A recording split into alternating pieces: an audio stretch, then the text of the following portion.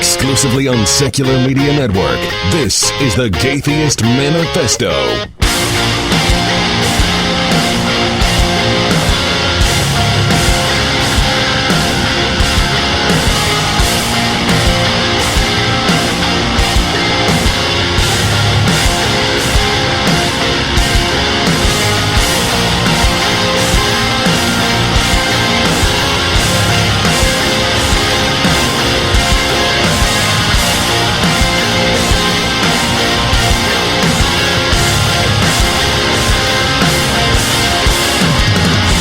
Hello and welcome to the Gaytheist Manifesto, your source for news, commentary, discussion, and debate at the intersection of the atheist movement and the LGBT rights movement. I am your host, Callie Wright, joined once again by my fantastic, awesome, grade A, amazing human being co-host, Ari Stillman. What's up, Ari? And now, to add to that list, certified fucking hilarious by No Illusions. Perfect. Oh, so we got the one F-bomb for the episode out of the way. Don't do it again. There you go. We just recorded on Friday with God Awful Movies. That's going to be out before this episode comes out. It's going to be out on the 19th, and I guess this is coming out on the 21st. So please go and check that out. It was amazing. I loved it. We watched a great movie. We reviewed, and by great, I mean the worst. It was basically the best movie ever. Oh, boy. Okay, so big topic of conversation in world news lately has been Brexit and the whole situation with the European Union. And the European conversation is one that I've kind of wanted to have for a long time. And obviously there's more than one European conversation because there are dozens of countries in Europe. But actually, a lot of them have different languages, so there would be like a whole bunch of different conversations happening in different languages. They don't all just speak European. Whatever. I'm sure you think they do because of your public school American education, but... That's what it is, yes. Everyone in Europe looks the same, talks the same, speaks the same language. They speak European. There are millions of the same person. Yay! So the Brexit conversation is one that I definitely wanted to have with some folks who actually live in the UK and Britain, and we're going to have that conversation during the second segment here. But the other cool thing that we have is so our guest for the first segment is someone you've never heard of. Yeah, my gross love nest partner, Celeste. What's up? Hey. By the way, Ari, there's 24 official languages in the European Union. Oh, nice. She's an expert now. Look at her. Look at her. She's pulling out knowledge and stuff. Watch, I have the number wrong, and I'm embarrassing myself. Yeah, and I'm going to get flooded with emails thanks to you. I appreciate Send your hate mail to Alicia@dogmadebate.com. I hope I got that right. I believe I got that right, but I don't have my notebook here. Okay, so Celeste recently actually took a trip to Europe as part of an LGBTQ study abroad program. And remind me where you went? We went to the Netherlands, which was Amsterdam, and then went to Brussels, which is in Belgium, which is where the European Union is. And then to finish off the trip, we ended up in Paris, France. Sweet. So kind of give me an overview of the trip. Like what all, because it wasn't just touristy stuff, right? I mean, it was actually, you were there to study and learn about the situation of LGBT folks in those particular areas. So just kind of give me an overview of kind of like all the things that you did there. Well, it wasn't just LGBT. It was more of learning about resistance and the resistance movements, and it wasn't just LGBT. We went to the... resistance movements, meaning like the fight for rights and equality? Or that, and as well as the... I'm blanking right now, I'm sorry. But we went to the Dutch Resistance Museum, which was a World War II museum of what people did to fight against Hitler's atrocities and taking over towns. And it was in the Netherlands. And that was a really, really moving museum. And that was one of our first stops. It was actually the first day we were there. There were certain exhibits there that made me cry. I mean, it was rough to read about people struggling with food and being oppressed left and right. It was crazy. To go into that, From Resistance, we ended up going to the library in Amsterdam, and that had basically a giant exhibit on LGBTQ issues that are spread throughout the world. There was a lot of issues turned out from people being raped to make them straight and other horrible things. There was an exhibit from the U.S. about a U.S. soldier who was gay. There was a trans woman with a beard, just shaving her beard in the photo. And showing... so it was a photo exhibit, or was it? Yes, it was a photo exhibit. Media, it was all photo exhibits, and some of them were really hard to read about. But there was a really good... It's amazing to me that stuff's in a museum. Like, I would never It's expect not a museum. that in the US. That was the library. Oh, it was the library. Sorry. I jumped around. We moved on from the... yeah, so... I jumped around, yeah, sorry. so in the library. So, yeah, that's... Gosh. So, I mean, it was kind of an exhibit of the struggles of people, like, here are people who are oppressed and how they're being oppressed, and, like, it was kind of an exhibit of that whole thing? Yeah, it was an exhibit done by the... I'm blanking on the name right now, but I believe it was the Archives of LGBTQ history that's in Amsterdam. Okay. And the person that we talked to was amazing. Unfortunately, I was kind of distracted during that talk because my gaff broke. So that was very uncomfortable, but I tried to listen as much as I could and took as many notes because I was really interested. It was the first real talk that we had about LGBTQ issues there, and it had a lot of moving stuff. To jump ahead, after Amsterdam, we went to Brussels. And the first place... And Brussels is where the European Union Parliament actually is, right? Mm-hmm. And we went to the Parliamentary Museum first to learn about the Parliament. It's basically a giant museum about the European Parliamentary. And that had a lot of really cool stuff. But there was a really striking, hard to find any LGBTQ representation there.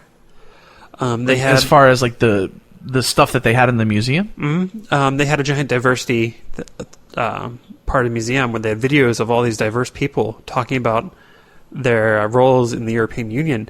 And I went through every single video, and I don't think I could find one single LGBT person, not even a gay or a lesbian. I just could not find anyone, and I was very frustrated. Look at how all about diversity we are, but only kind of. So that kind of hit me, and from there we went to the European Commission, and I was ready to ask questions and stuff like that. And the Commission was more about numbers and stats, like look at these numbers and stats. And what kind of stuff do they track? They tracked all different diversity movements. They were talking about race, gender, ethnicity, and then one of the sticking points is when I asked them about gender, as if they included gender identity and transgender people within that, and they don't. Gender itself is just gender equality, like male and female, and that's the only things that they included in gender. Did you get a sense of, do they recognize, obviously, the fact that it's totally binary is a problem, but do they recognize trans women as women? Do they count trans women in with women or trans men in with men? Did you get a sense of that, or? I didn't get a perfect answer from them. I was pushing for that, but from what I got, it didn't seem that way. Because they were basically talking about treaties and how the treaties were already set back a few years, and so they're working within those limits. They are working for equality, and they have an LGBTQ person that was the person that was talking to us. But it was just a frustrating conversation, and whenever I pushed gender identity or any ideas beyond that, they seemed a little uncomfortable. But it still was good information. Jumping past that, though, there was ILGA in Brussels as well, which is the International Lesbian and Gay Association? Is that what it is? Okay. Yeah. So, but they had a lot of great information. They gave me this entire book of every single country in the European Union and their status on how they treat LGBTQ citizens. Yeah, and I haven't checked to see if that report's available for download. If it is, I'm going to put a link to it in the show notes. It's a really cool book. Basically, it's a book that goes through every country in the European Union and has like 2 or 3 pages of like, so here's, the number of people, here's what the laws look like, and that kind of stuff. And it's actually really cool. So it's something, like I said, if it's something that's available for download, I'd be shocked if it's not. I'll put a link to it in the show notes for the show. And they actually have a map showing all this, at least the information of what these countries are doing and the percentage of actual rating they get from ILGA up online. So ILGA does ratings. So I mean, is it kind of like HRC does with the equality index, where they say like this country is this inclusive? And yes, that's what it seemed like. It was really cool because they were talking about how different countries lost certain ratings because they weren't doing certain things, even though they were really inclusive for gay and lesbian people. They didn't have trans inclusive surgery or something like that. So they had a good score back this certain year, and then the year went and the requirements got raised. And so their score went down, and there were people calling people from ILGA and trying to figure out why their score went down and getting really, upset and trying to get their score raised back up. And, ILGA responded that you have to fix your issues with transgender people. You got to not be assholes to trans people. That's a novel concept. But yeah, that was great to learn about. And then after ILGA, we went to the actual European Parliamentary, and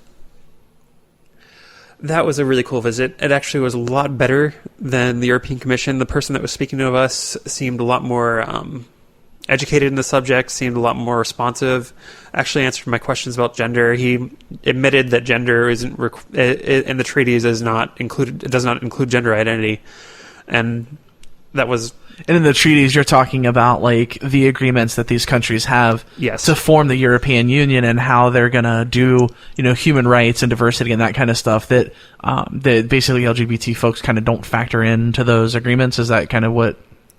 That's what it felt like. I mean, I can't speak. I'm not an expert, and I was only there for a couple of days. Right. But that's what it felt like learning from them. They're working towards LGBT equality. They have people there. The person that was talking to us at the parliamentary and the commission were both LGBTQ people that had their specific areas set aside for LGBTQ issues. It's just the specific treaties themselves were written and are in stone until they can get that changed, which is a lot harder to do. Yeah. From what I understood. And so that visit was really cool. We got to see the actual inside of the, European Union where they meet in the parliamentary I'm saying it wrong, but in the Parliament, yes, because I've been stuck on parliamentary because of the museum. That's because that was called parliamentarium or whatever. All right, and so we got to see that, and that's where the 24 languages come in. There's a little booth for each language, and there's a translator. Oh, that's cool. Yeah, and they have them all labeled, and it's really neat to look at. I'll have to show you the picture later, and maybe we can get a link of that. Yeah. If you've got the picture, I'd love to put it up on the put it up on social media for people to see. After that, we spent a few days in Brussels. There was a really, really cool bunch of murals it's a LGBTQ bar, I believe, called the Rainbow House, and they have a bunch of murals. Yeah, those murals are really cool. Moving. You got to give me those pictures because I want to put those up on social media too. Yeah, we definitely should. And then, let's see, going from there, we went to France and Paris. And most of that was actually touristy stuff, but we did visit the LGBTQ or LGBT center in Paris and got to talk with them for a day. And they had a lot of interesting information, but it was it was tied in with a lot of ILGA's information and stuff like that. So it was information we had heard, but we got to hear it from the French perspective, and that was actually really neat. Because France actually from what I can tell, does a really good job with their LGBTQ citizens, even transgender people. They have trans-inclusive surgery and stuff like that. In all these countries, they seem to have, just like the U.S., religious people that are trying to get religious freedom. I know ILGA talked to us. I'm skipping around again, but ILGA's talked to us that there's a religious freedom group that's been inspired by the U.S. to get religious freedom bills passed. And was blaming the U.S. because the U.S. is funding those. Yeah, well, and there are pastors. I hate because pastor has such a positive connotation to it. I hate calling these people pastors, but like that's fair. That's what they are. But yeah, I mean, there are a lot of people that work with groups like the American Family Association, and they actually try and export these things overseas. I mean, there was someone from the United States who was actually mostly at the helm of the Kill the Gays law in Nigeria. He was the one that was like really pushing the whole thing. So yeah, we're definitely exporting that stuff to other areas in the world. America. It's absolutely terrible. I mean, religion should not be about trying to get other people to oppress other people. That's my opinion. But so I mean, and so let me ask this, on a personal level, because I know whenever I go into a place I've never been before, I mean, even in the United States, in the state that I live in the city that I live in, if I go into areas I've never been into before, I'm usually pretty nervous just because like it's unfamiliar. I'm really like unsure how people are going to treat me, really unsure like how any of that stuff works. So, I mean, did you have those fears? Like, what was and I know, like, obviously, if you're in a group and it's, touristy stuff, people are a lot less likely to do anything than if you're a person just walking around individually. But, like, I'm just curious on a personal level what the experience was like there. Going through all 3 different countries, Amsterdam and the Netherlands actually was pretty comfortable. Being with the group was a lot more comfortable than anything, but I felt like in Amsterdam, I could, if I wanted to, I could have walked, and was allowed to, I could have walked off by myself and enjoyed it. The people were friendly, most spoke English and weren't upset about it if you did speak English only. They were very friendly. The city itself, even though it's a giant city, felt like a small town, and there was a lot of really cool shops there. Honestly, I wish we could have spent more time in Amsterdam than we did in Paris. Jumping to Brussels, it felt like a mid-sized to a semi-large city like Cincinnati, and I felt comfortable enough there wandering around. There was a lot of really cool stuff there. I went out to get drinks with people a few nights, and it was great. The subway system wasn't bad, and to speak back to Amsterdam, the tram system was amazing there. That transportation was awesome. And then we get to Paris. I did not enjoy Paris, to be honest. Yeah, I've got to say, I went to Paris when I was like 14. I had some pretty high expectations. And, I mean, I didn't hate it, but it just does not seem to me to be the, romantic, like, I don't know. Maybe it's just a personal interest thing. But yeah, I mean, I didn't hate it, but I was definitely not... Like, I was really excited to go, and I was not super, super impressed. Yeah, so basically what we're saying here is screw Paris. Maybe. Well, that's what you're saying here. So. But we got to see the Eiffel Tower, which was neat. It's, a bucket list for a lot of people. The Louvre, which was really cool. I was upset during the Louvre, though, because we had a guided tour. And so we ended up going to more of the tourist areas, like all the Italian paintings and the Mona Lisa, and ended up skipping a lot of stuff that I was interested in. We saw some of the Greek statues, but moved quickly through them, and I was really interested in those. And then the Egypt exhibits we skipped. We skipped all the French paintings. And didn't you say there was actually like a section of like LGBT stuff that you didn't get to go through? That would be the French paintings, where they had more gender-based ideas in their paintings, and I would have loved to see that, but we didn't get to. I could have stayed and saw them because there was a small group that stayed, but after walking 3 hours to the Louvre, we were just tired and wanting food, so we ended up leaving. And once you leave, you can't go back in, right? Unless you want to pay. So, was it in Paris that you saw those very special cookies? Very special cookies. What are you talking about? Callie showed me this picture that you sent her of some very interesting cookies that you saw on your trip. I think that was in Amsterdam. Oh, that was not in Amsterdam, actually. That was in Belgium, and it was not at Brussels. We went to a day trip to Bruges, and there's lots of chocolate. It's always Bruges. It's always Bruges. There's lots of chocolatiers there, and Brugians. Is that how you say it? That's probably not how you say it. That was a really cool city too. It was a really small city. It was kind of touristy because it's a big tourist city. But yeah, there was this. I wasn't there for it because I was with a different group. But a group of our students actually found this chocolate shop that sold chocolate shaped like genitals and other things, and it was just crazy. Yeah, that was just great. In the shop. You're not in America when exactly. Like maybe you'd see that at a sex shop or something, but you would never see that at a chocolatier. And I guess they would be sued out of existence. if we're talking about Bruges, I guess I might as well go into the day trip that I took with some students. Yeah. We went up to, I believe the city was called Oostland. It was an hour train ride from Bruges to the sea, to the North Sea, and that was really cool, being able to walk out on this pier and see the actual North Sea. Well, very cool. So, thanks for coming on the show. I mean, we live together, so it wasn't a huge inconvenience for you or anything, but... favoritism. This is crap. I know. Such favoritism. Because I'm on the show maybe I think this is the third time. I think this is the third time. Yep. Yeah.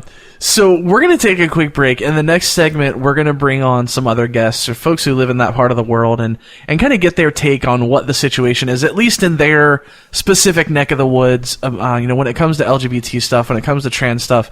And then we're going to talk about Brexit, which is not, I was disappointed to find, a new and exotic breakfast food. That's exactly my point. People are like, what's your opinion on Brexit? And I'm like, my opinion on Brexit is that it is a great word, and we need to come up with another definition of it so that we can use it more. I'm 100% into that. More Gaytheist Manifesto right after this. Hello, I'm Alan Cumming. Live Out Loud is calling on the LGBT community to help improve life for gay teens. Take what you know and gay it forward. Through the Homecoming Project, a chance to return to your old high school and share your story with LGBTQ youth. Your life experiences and wisdom can prove invaluable to teens who may be struggling with their own identities and paths in life. One day can make a lasting difference. Gay it forward with the Homecoming Project. Find us at liveoutloud.info to learn how you can get involved today. The staff of Secular Coalition for America lobbies U.S. Congress on issues of separation of church and state, and they've become a powerhouse for change in the United States government. You'll definitely want to subscribe to receive their email action alerts. These are updates for important issues and ones that you can get involved with directly. And hopefully, you'll consider making a contribution to the Secular Coalition for America to help them continue fighting for your equality. You can do it all at secular.org.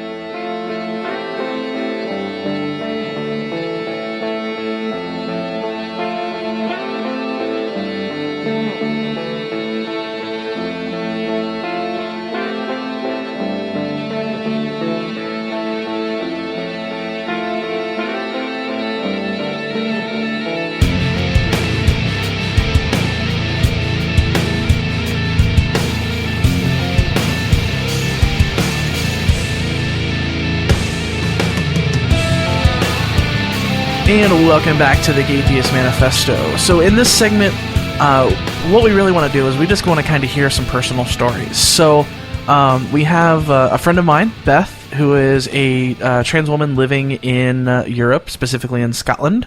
Welcome to the show, Beth. Hey, Ken. Great to be here. So I feel like I don't want to put you on the spot like, hey, you're now speaking for every LGBTQ person in all of Europe ever. You are now our token European friend. Right. Yeah, if you tried to do that, I would shoot you down in flames pretty quickly. Good. I'm glad. So, but I think, instead of having a person from an organization to talk about statistics and all that kind of stuff, I'd like to just kind of get a slight... Right, I know. It's science and math. I hate it all so much. I figured it'd be cool to just... What do experts know? Right, yeah, come on. So I figured what would be cool is to just kind of get a slice of life, just where you're at, your story. So if you wouldn't mind, just tell us a little bit about you, your story, whatever you think is relevant for folks to know. Oh, wow. Where do I begin?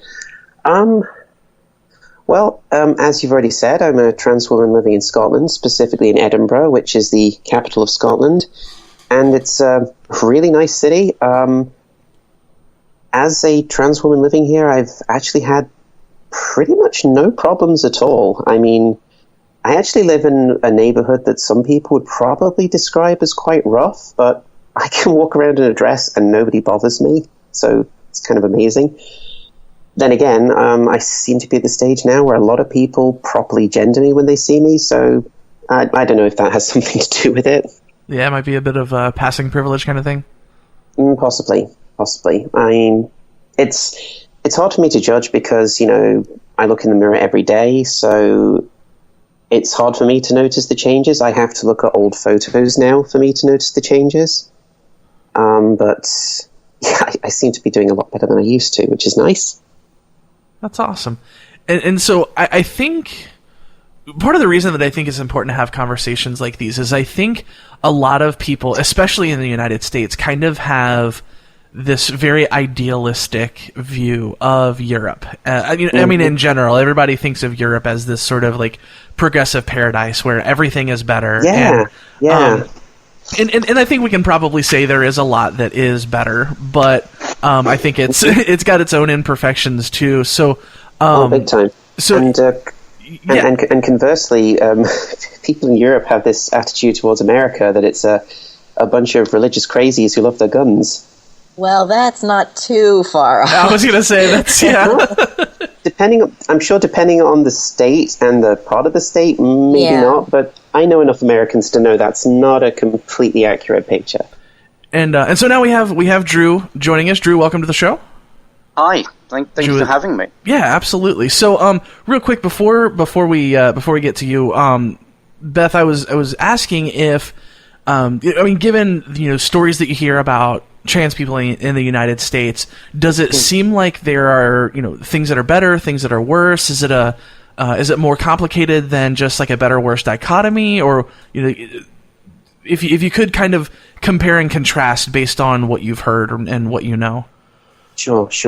I think it's a more complicated question than whether it's better or worse. I think as far as the medical transition goes, it's a lot easier, certainly in the UK, probably throughout most of Europe, because most European nations, as far as I know, have some form of universal health care. The UK is no exception. We have the National Health Service, which I'm not sure what the American equivalent of it would be. I'm not sure there is one, really. I don't think there is one. No, Unfortunately. I mean, Medicare and Medicaid are kind of that, but it's not really the same thing. No, I don't think they are. There is no likeness, because with the NHS, it's equivalent of what Obama wanted to do, but so really Obamacare was gutted from what I've seen of the bill. It's health insurance is mandatory. Everyone has it, but it's run by the state. There's no individual companies who are vying or cartels of companies trying to hike prices up. So it's one organisation paid for by everyone. And you do have the option to go private if you prefer and if you can afford it, but you still have to pay your national insurance contributions. And if you went into an NHS hospital, they wouldn't turn you away, even if you had private health insurance. That's true. They won't really turn anyone away. No. Even you don't even have to be a British citizen. They'll still treat you, as far as I know, anyway. Well, they will treat you, and I come from a family of nurses, so from what I you'll gather, probably know better than I would. Yeah, it's the whole free at the point of delivery. It goes for everyone, but other nationalities, people who don't have a national insurance number, people who aren't eligible for national insurance for NHS care, will be provided a bill at the end of it. So much like in America, you would get an ER bill, you'd get the same sort of thing in the UK. Okay. Gotcha. And are the services that the NHS provides, I seem to have heard conflicting stories. I'm not sure. Is it trans-inclusive? Like, do hormones get covered? Do surgeries get covered? That kind of thing? Yes. Yes, as far as I know, it might differ between England and Scotland. Bear in mind, my entire transition has been in Scotland. Gotcha. So I've been doing it under the Scottish NHS, which is a devolved institution. It's controlled by the Scottish government, not the UK government. And one of the differences between England and Scotland, for instance, is prescriptions are free in Scotland, whereas you have to pay for them in England. I'm not sure what the exact price is, something like around £8 or something per prescription. It's about £8 per prescription. Yeah. But Okay, that's so it hasn't changed much since when I was last in That is England. amazing. But knowing Americans as well, you guys can jump in. I mean, the cost of the actual medication in America is far different to what it is over here. The majority of that cost of that medication is absorbed by the NHS. In England, we're just paying that £8. That pill might be £500. I've got a friend who's a magistrate who does actually sort of tell me how much things cost every now and then, because he's really into his freedom of information thing, and he sort of does make himself a bit of a nuisance in that respect. And I love him for it. But he said that he was once prescribed thousands of pounds worth of medication, and literally he would pay. Because he was epileptic, he didn't actually pay anything.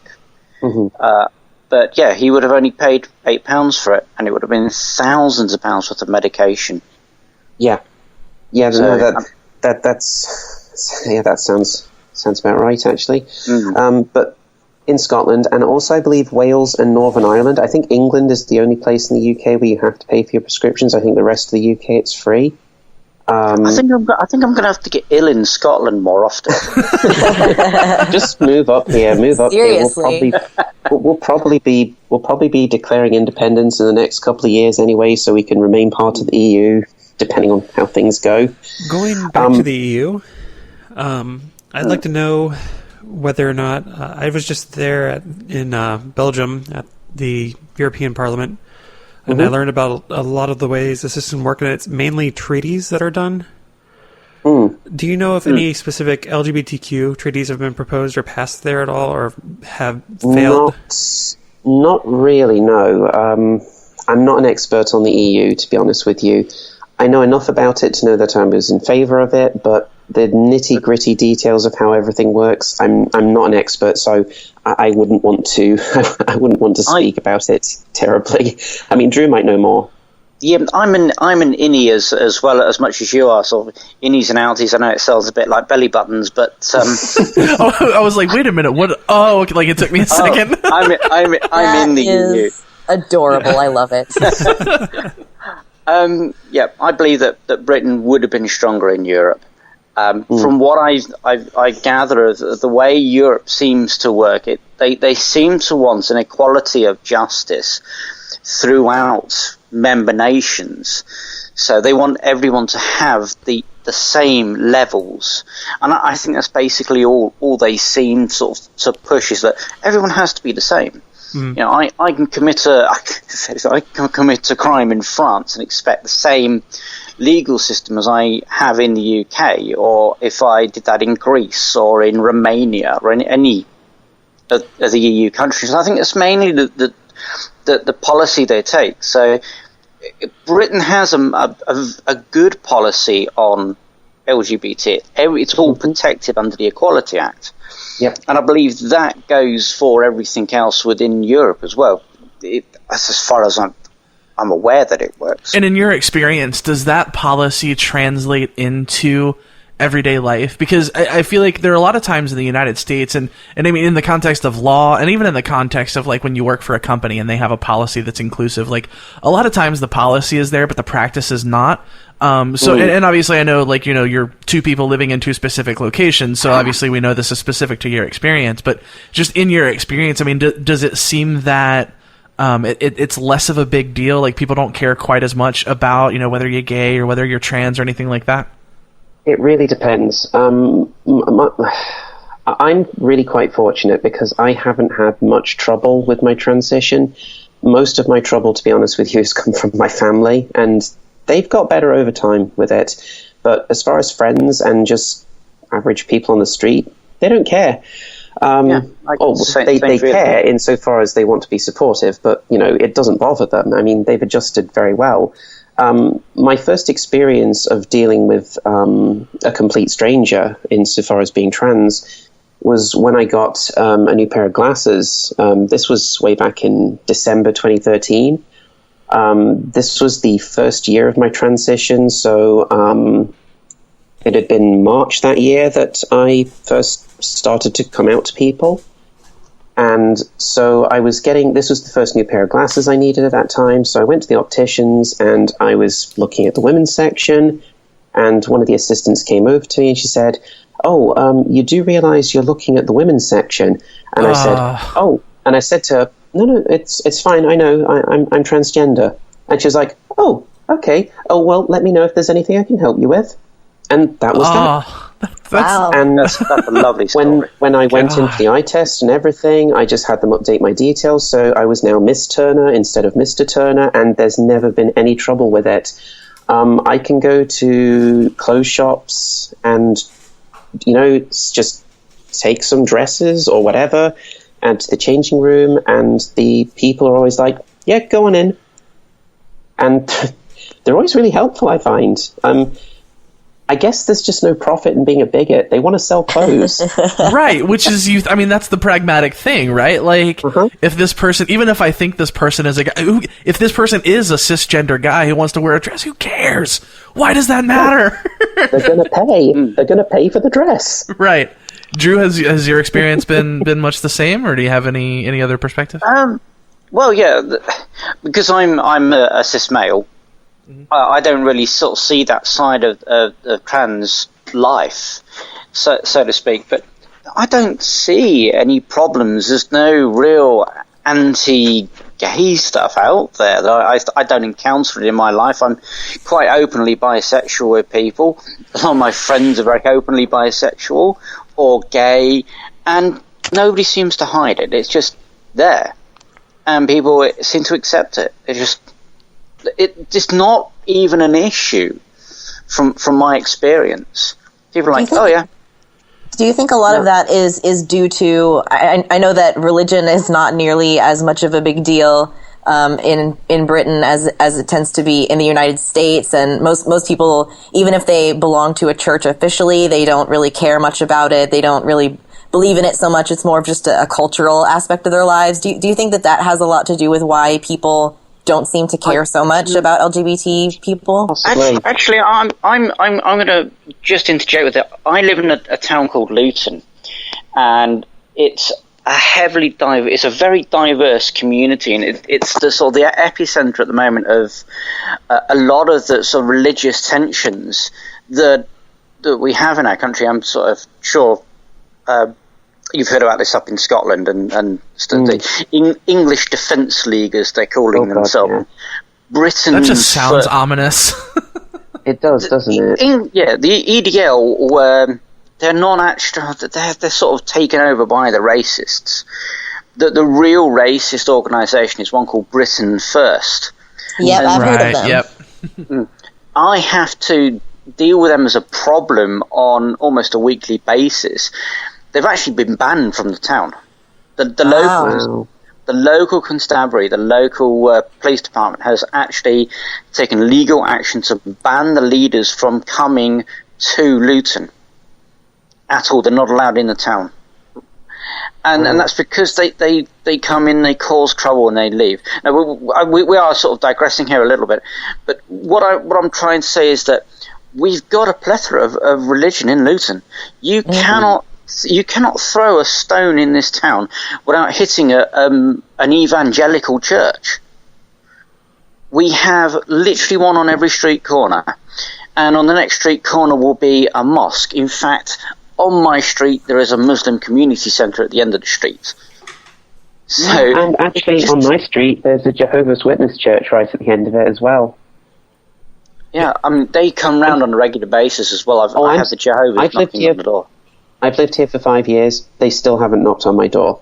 Maybe it's because I live on the top floor. Yeah, you're just harder to get to. That's what it is. The only ones that really, really did have a lot were the Mormons. And this is when I lived in Manchester, which is sort of up north, not as far as Scotland. Northwest. The northwest, just below Scotland. Yeah. And we used to have a Mormon church just around the corner, and I'd get Mormons around every week, and I'd invite them in. I'd sat there and I read the book. It throws them off straight away. Yes, baited. Yeah, come in. I'll read your book. And I sat there and read the book, and I gave it back to them the next week covered in post-it notes, literally on every page. Nice. That's I great. sat there and dissecting it. I go, there's just certain things in there that I took umbrage with, and I said, so this is your book. Yeah, you can have it back. I'm like, no, you can keep it. I'm like, no, you should see the points I've made on it. Maybe you'll learn something. And they kept coming back. It was like gluttons for punishment. Each week they'd come back with a new argument, and the following week I'd have the counter argument for that. And I had a great sort of tit-a-tate with him. It was just lovely. That's great. Beth, has your experience been similar with religion where you're at? To be honest with you, I've not had to deal with religion all that much in Edinburgh. I mean, God, are you looking for a roommate? I'm involved with the Edinburgh Skeptics, but most of what they go after tends to be woo rather than religion specifically. I mean, right. To be fair, in defense of the Edinburgh Skeptics, they're not strictly an atheist organization. They are more of a skepticism organization. Mm-hmm. They do sometimes do talks on religion. I mean, they've done talks on Scientology a number of times, which is always quite entertaining because the Banshee Labyrinth, which is the pub in which most of the Edinburgh Skeptics talks have taken place over the last few years, is directly below the Church of Scientology. Nice. And in fact, I think I've dealt with Scientologists more than I've dealt with any other religion in Edinburgh, because sometimes while walking down Nicholson Street, I've gone past the, I believe it's the Hubbard Academy of Personal Independence. Oh, God, what a lofty sounding name. I know, right? I've walked past, and there's been a guy outside handing out flyers and everything.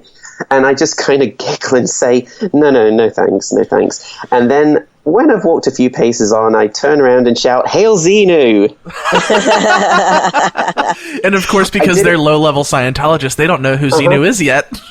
Well, I don't know. Maybe they do, maybe they don't. But on one occasion, I did this, and because I was going to Forbidden Planet, which is this like sci-fi merchandise shop, which is ridiculously overpriced, but it has cool stuff in it. Right. And so I was going down to that, which is just past the Scientology church. And on my way back, I passed the same gentleman again, and he didn't recognize me immediately, but I did the whole "Hail Xenu" line again, and he was like, "Oh, hell yourself." Whoa, that's a stinging insult. I know, right? I was so hurt. I bet you cried your entire way home. I did, and I lay awake all night just thinking about it. But getting back to the topic of my transition, if you like. Yeah. You were we were talking about the whole medical side of it. Yeah. One of the things that concerned me when I was first coming out was how much of it would actually be covered on the NHS, because my assumption was it wouldn't be. Mm-hmm. That you'd pretty much have to pay for everything because the people in power, being the well-informed experts that they are, or at least people who believe in expert opinion, right? It was my assumption that they would probably have just decided, oh well, it's a choice, so we don't have to fund it. You want to do it, it's your choice. Fund it yourself. However, I was actually delighted to find out that pretty much everything is funded. Hormones funded, speech therapy funded, surgery funded. Wow. So, yeah, I mean, basically, there is no out-of-pocket expenses for me. I mean, apart from a train ride to Glasgow to occasionally see somebody through there, right. One of the clinical psychologists, my most recent trip was to see a Dr. Hewitt. Dr. Hewitt, I think his name was, yeah. Really nice guy, not remotely gatekeepery, unlike the first gentleman I saw back in 2014. Yeah. No, this guy was brilliant, and by the end of the meeting, he was just like, "Yeah, okay, fine. I think you're ready for surgery," which was that's amazing. That is really that awesome. Was amazing. And it's all I almost had to like pay they've for that. listened to people who know what they're talking about and have said over and over again that this is not a decision and is a medical necessity. I know, who would have right. thought it? And then they trust you when you say, "Yeah, this is a thing that I need." It's like it's almost like that. Yeah, God. But the biggest blip, you were talking about how sometimes the policy is in place, but whether or not people follow it is another question. Mm-hmm. I did have a slight issue with that at work the other week. I spoke to my manager because, I'd had this good news from Dr. Hewitt, so I needed to tell my manager, okay, that surgery that I mentioned to you a few months back, it's likely to happen in the next 9 to 12 months, so obviously I'll let you know when I know a precise date, but I just need to make you aware because I'll need to take medical leave at the time. And my manager comes back to me and says, oh, well, I don't know if we'll actually be able to give you the medical leave you need. I think we'll probably be able to give you unpaid leave. And so I came back to him and said, well, I can't afford to not be paid for a month or two or however long I need to be off work for. Right. And he's like, okay, well, I'll do some more research and find out what it is and everything. So I immediately went to, I'm a member of my trade union because, hey, unions. Right. Communists. I know.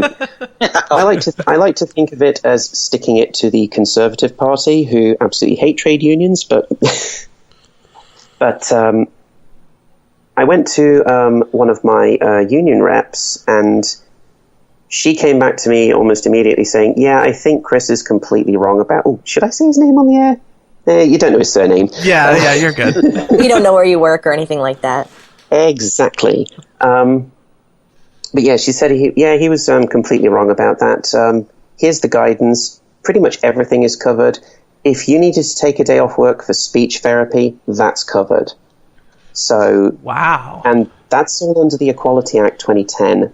So I was about to mention that as well. Yeah, that would awesome. Be it's protected under that. I'm so jealous. I know. So yeah, that's amazing. Basically, yeah, I spoke to the union rep about it, and she got back to me as quickly as she could with the information.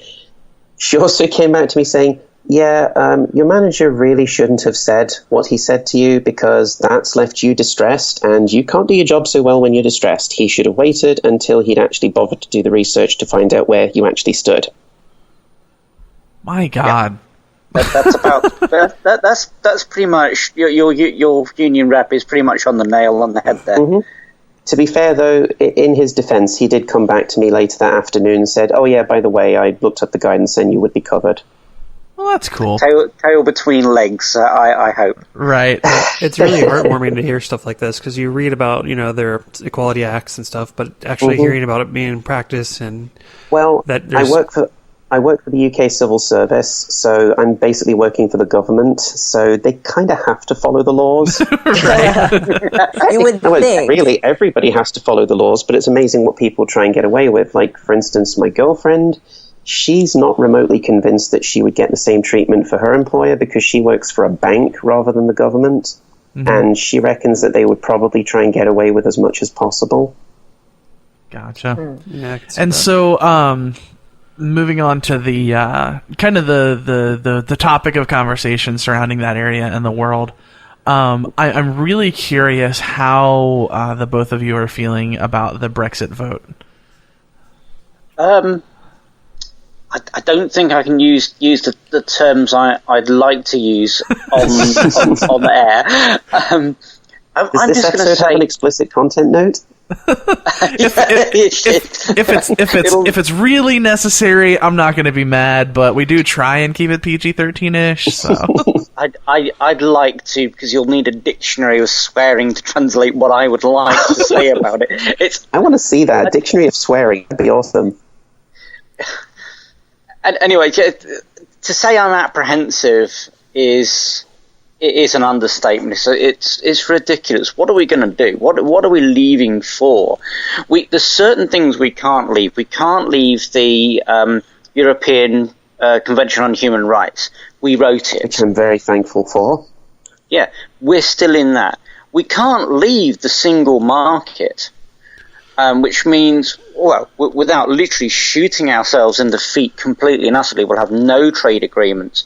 There's no way we can negotiate a better trade agreement. Everyone will just up sticks and move back into Europe, just retreat out of the UK, and we'll be ostracised from the whole of Europe if we do that. Now, if we stay in the single market, which means we're still going to be paying the subs of about somewhere in the region of £8 billion a year towards the EU. So we still got to pay that, which was one of the Brexit things. We're paying £350 million a week, which was a lie.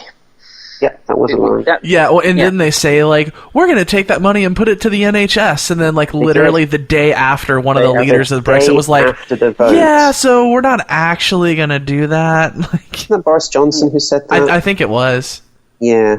Farage has gone on TV to say that as well. To say, no, we didn't mean that at all, no, sort of thing, a thing I've never understood about Farage, for a man who hates Europe, he has a very French-sounding name. I mean, Farage. I mean, well, in Britain,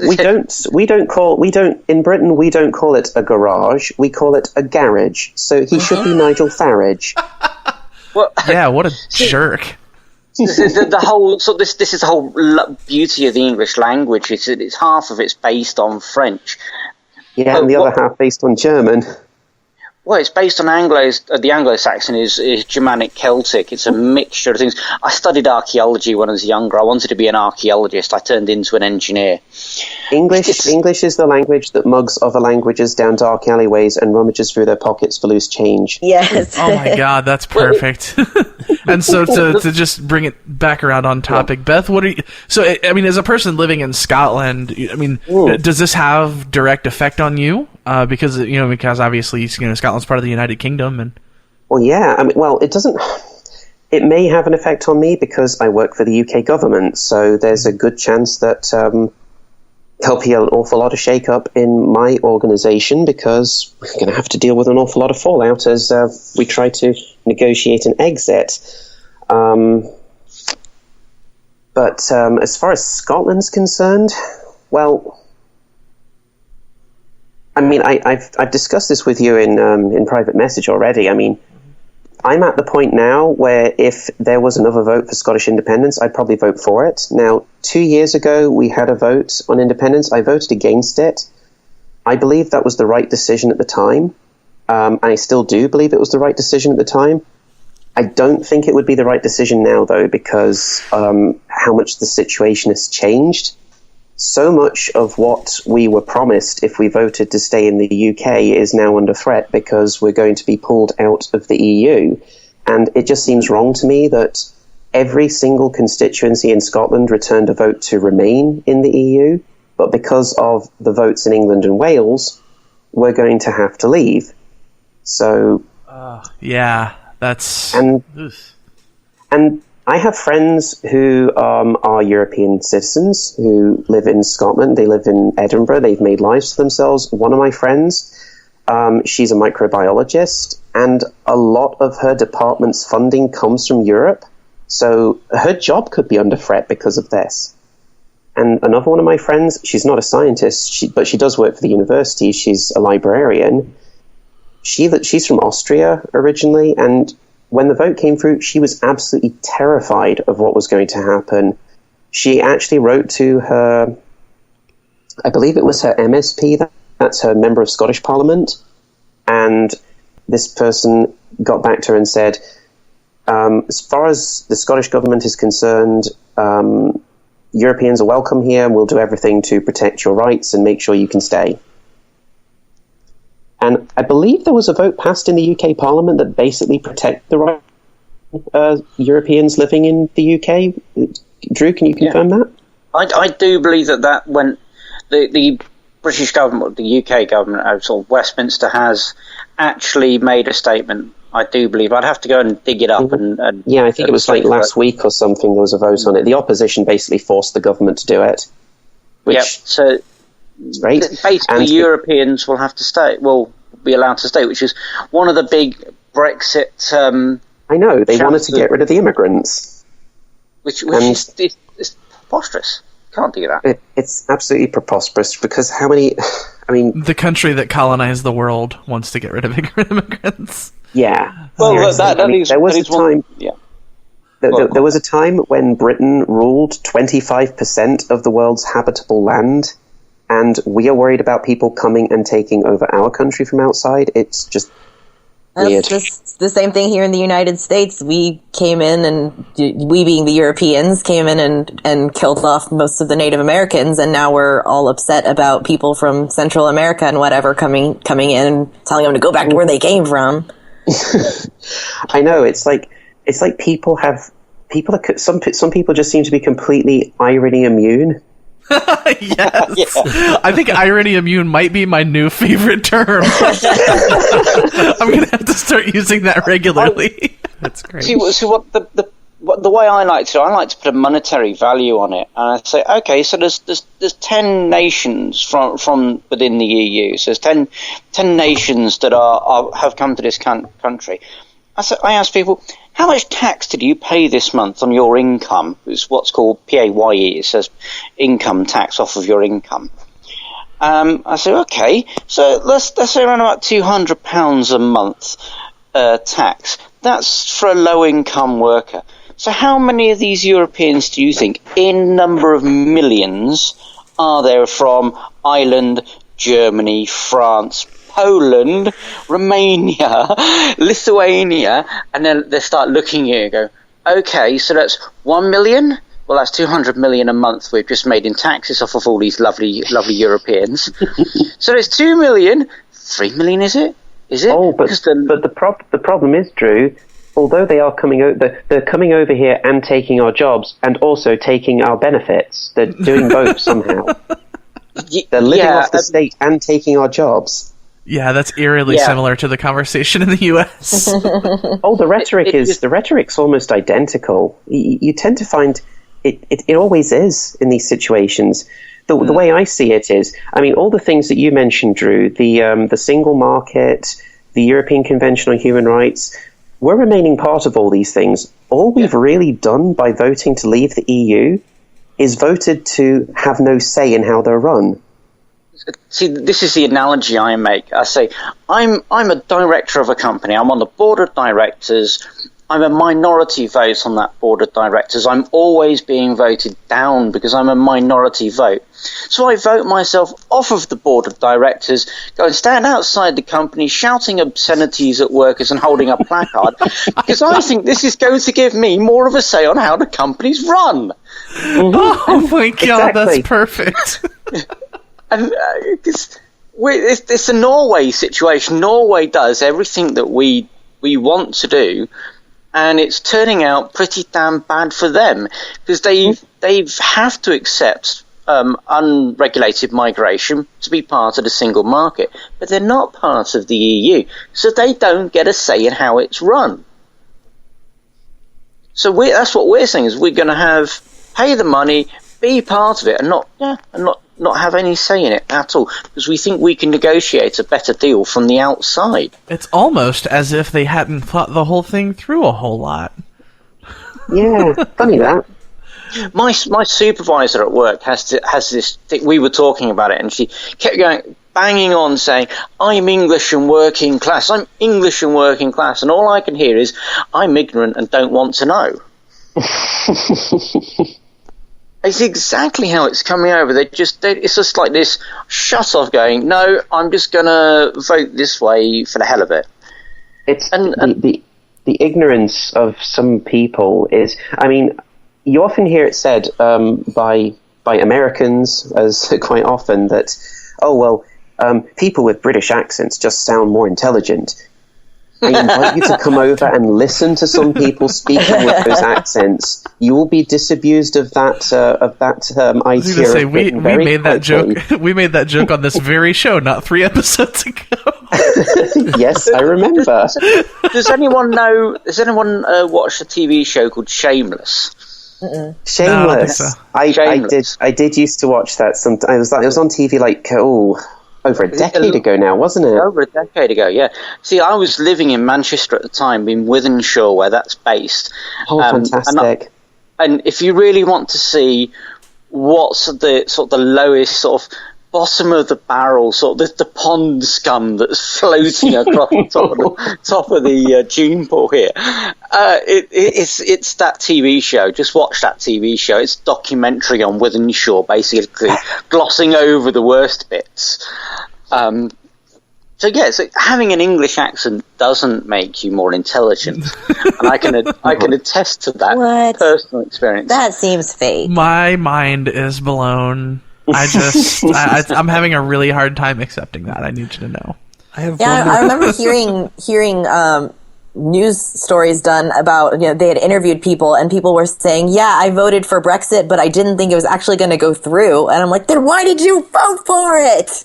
Seriously. There were people who voted for it, and then after having voted for it, decided to look at what the EU is on Wikipedia. Yeah, it was one of the most searched terms in Britain after the vote to leave? Was what is the EU? And I mean, my thought for that was like, well, I guess it's on some level comforting that the United States isn't the only place where people just tick a box without doing any thought to like what the hell they're doing. I don't know which is worse. Like in the United States, like a bunch of people just don't care enough to vote, whereas apparently, if this is any indication, in the UK people are voting, but they don't know anything about what they're voting for.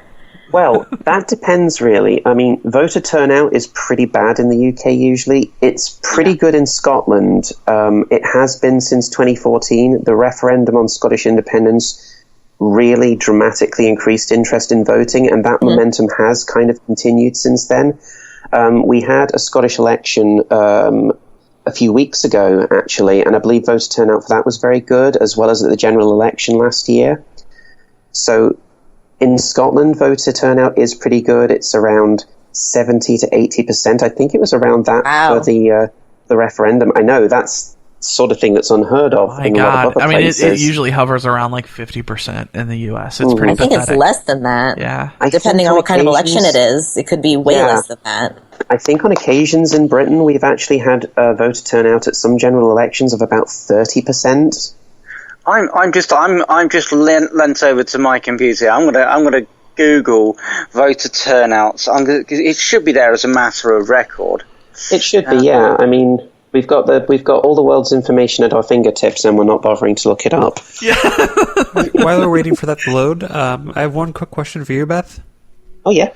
When I was over talking with the European Commission, they drew a really big line between gender and gender identity.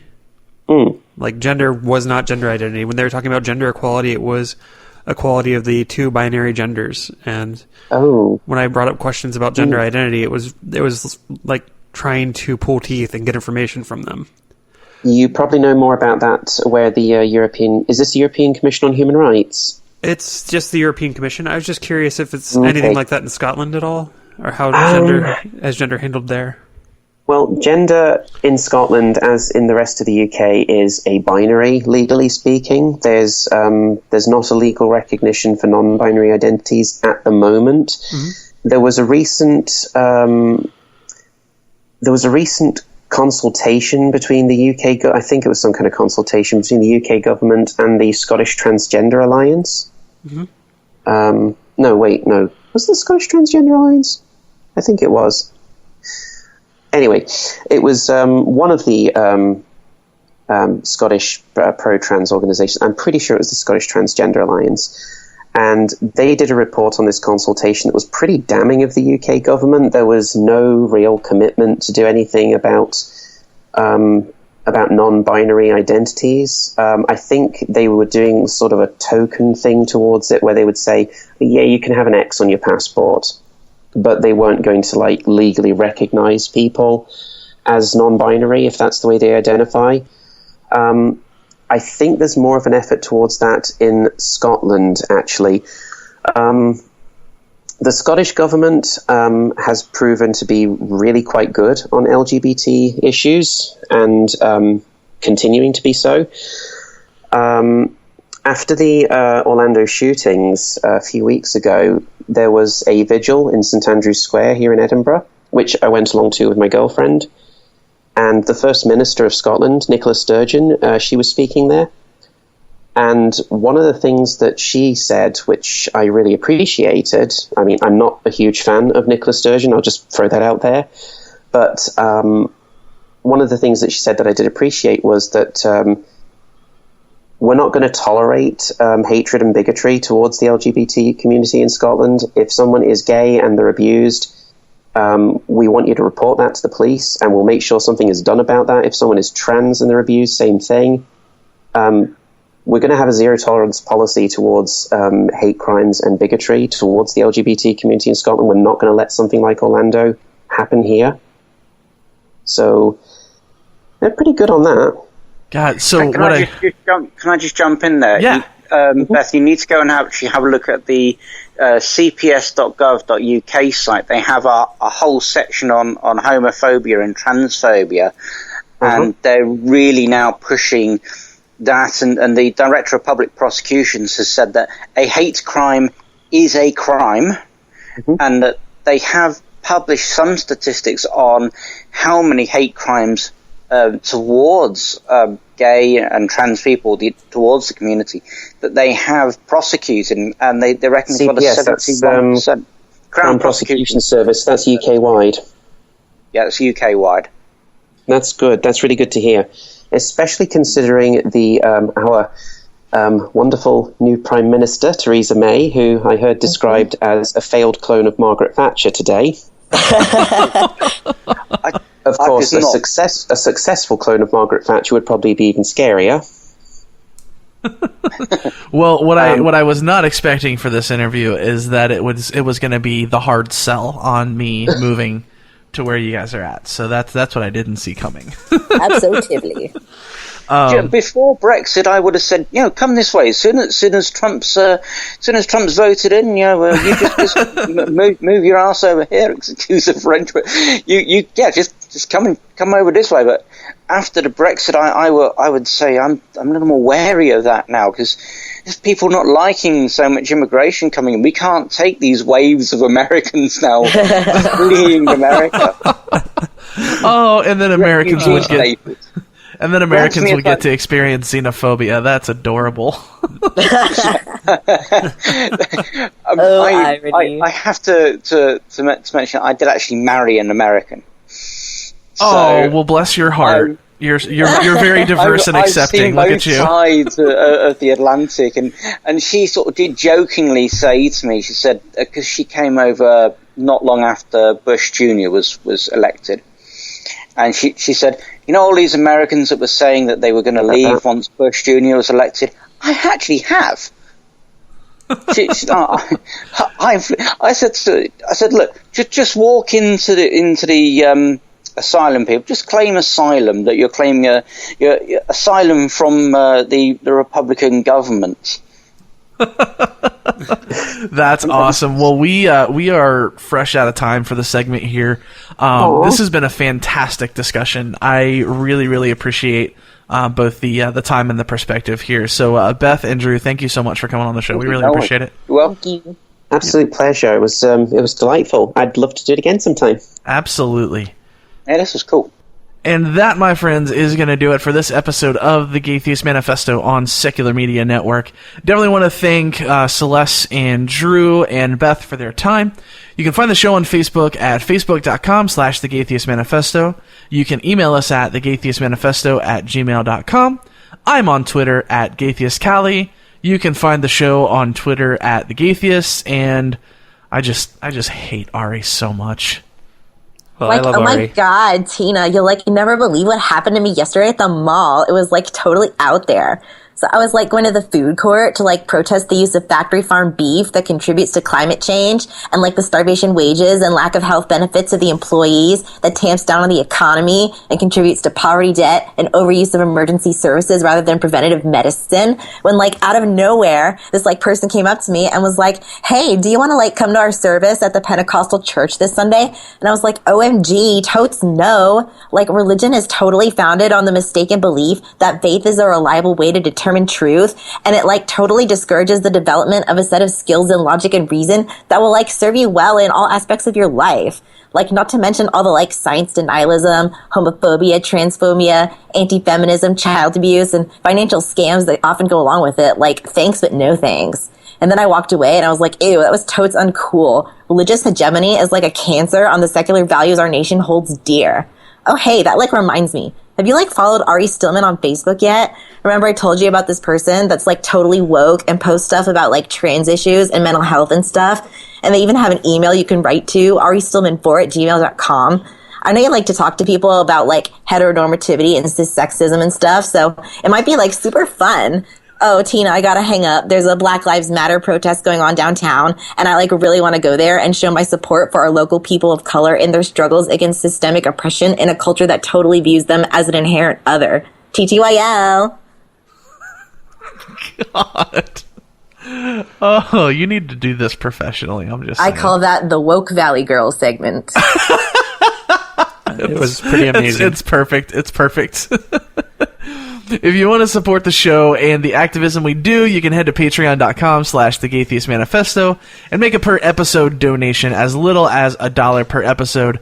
You can also head over to iTunes and give us a 5-star review. That helps us get heard by many, many more people. Before we go... Many more people. My name is Kelly. I am a Muppet. Many. I'm dating a Muppet. Nobody's gonna join me? Really? Nope. Fuck. Alright. Before we go, I want you to know that if you're lost, you're hurting, you're scared, if you feel like no one cares and no one understands, you need to know there's a community out here that loves you, cares for you, knows that you're capable of amazing things and that you are worthy of love. If you're struggling, please don't be afraid to reach out.